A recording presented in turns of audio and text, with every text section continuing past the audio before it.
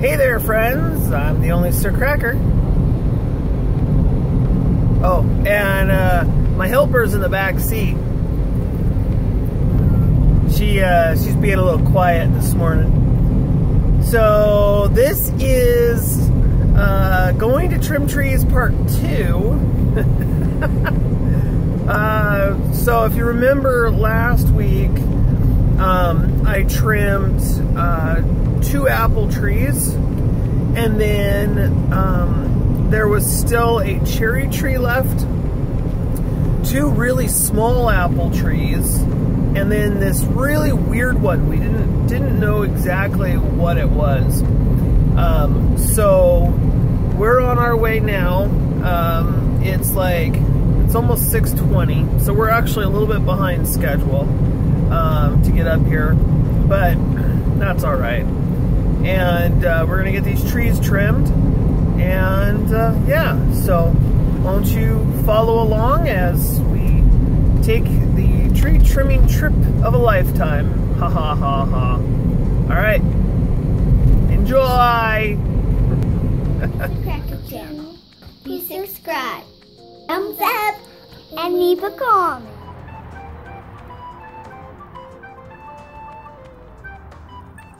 Hey there, friends. I'm the only Sir Cracker, and this is my garden.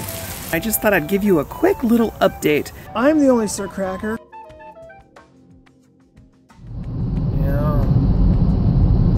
Yeah, the fog is pretty cool looking, huh?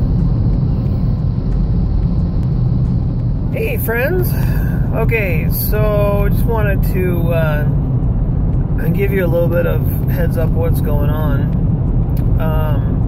So the main tree, the biggest tree we're trimming today is a cherry. Now, normally you would not trim a cherry the way I'm about to trim a cherry. However, at some point in time, someone with no education on cherry trees decided to top the cherry tree. Actually, that's what I've noticed with the apple trees I did last week as well. Somebody has gone in and trimmed for multiple years, trimmed the trees incorrectly.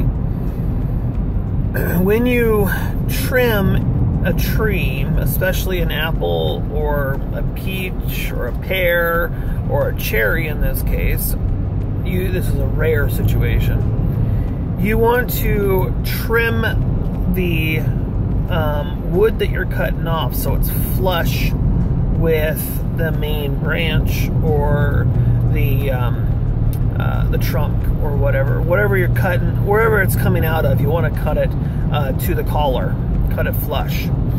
And these people in the past haven't done that, and so there's a lot of nodules and big lumps and stuff that are where all the suckers are coming out of, because they didn't trim it correctly, so all the suckers are coming out of those locations, and they become these great big knots and just hideous eyesore things.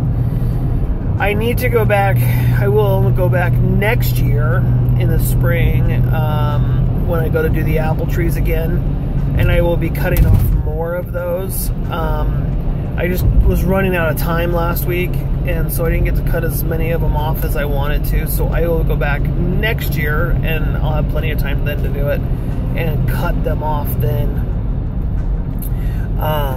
So, yeah. But, anyways, yeah, the cherry tree is definitely not how I recommend trimming a cherry tree. In cherries, you really kind of want to thin them out, not so much top them. So this cherry tree's got a short life left. I would give it probably another 5 to 10 years, and then it'll end up dying.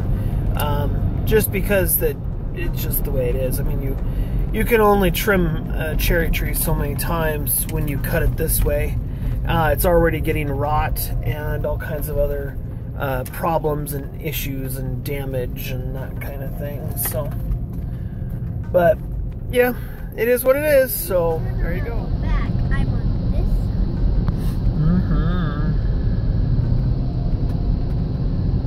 side. Alright, we're almost there. Really close. I can see it. Right around the corner. I can see it from here, Daddy. Can you?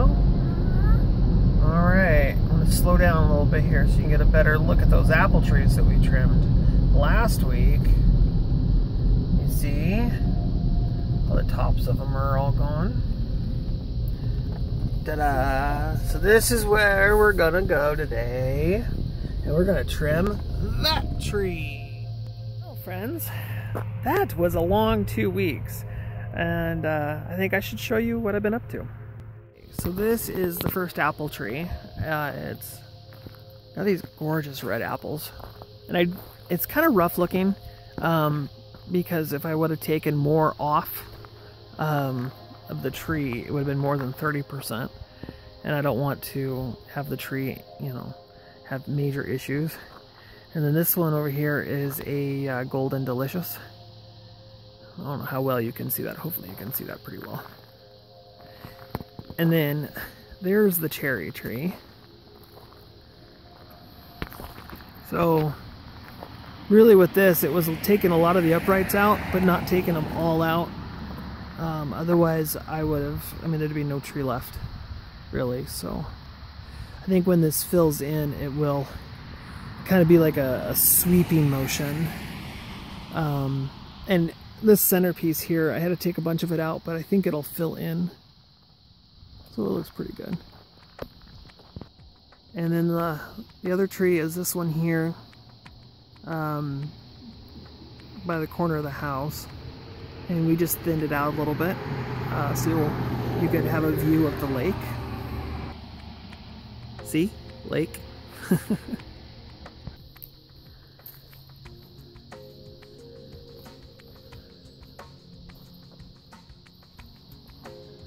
Okay, so this one, as you can see, a lot of the stuff up across the top is gone. A lot of uprights. Opened it up, let a lot of air in, so you can get a little more circulation in there around the tree. And it'll get cleaned up a little bit more next year. We just can't take too much because then it'll damage the trees. So, and then this little guy we did, and it had, I mean, shoots way up, and we brought him down because you don't want, you get apples on your tree. You don't have to climb a ladder to get to them. So, well, friends, that's pretty much my weekend. I'm gonna go back now and sow some more seeds. Actually, the seeds that I'm sowing now are going to be those habaneras. I was looking at the seed pack, and it does say 50 seeds, but there's more like 70 in there. So I'm going to just plant them all out and see how many are actually in there. And yeah, and then if I can't put them all in the garden space, which I think I can, then I'll just give them away, because I've got a lot of friends that would like to have plants. So yeah, that's pretty much it. Y'all have yourselves a fantastic rest of your day. I'll see you next time.